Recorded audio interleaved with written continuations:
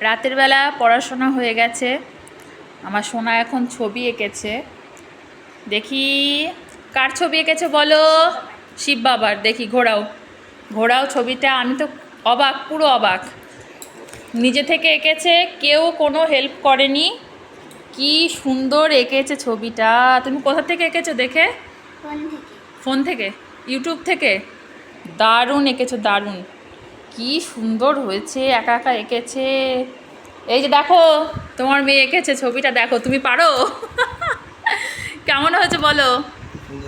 খুব সুন্দর, তোমার মতন হয়েছে। শিব ভক্ত, তাই তো? তা বাবার ছবি এঁকেছো, তা কি বলতে হয় ছবিটা এঁকেছো? হর হর মহাদেব। তুমি কার ভক্ত? শিব বাবার ভক্ত। ওই জন্য তুমি এত সুন্দর আঁকতে পেরেছো, জানো?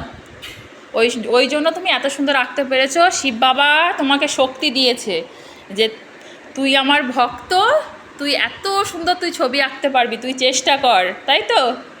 আমার সোনা কত সুন্দর এঁকেছে। কালকে স্যারকে দেখাবে, হ্যাঁ? কালকে ড্রয়িং ক্লাস আছে, স্যারকে দেখাবে তুমি এঁকেছো।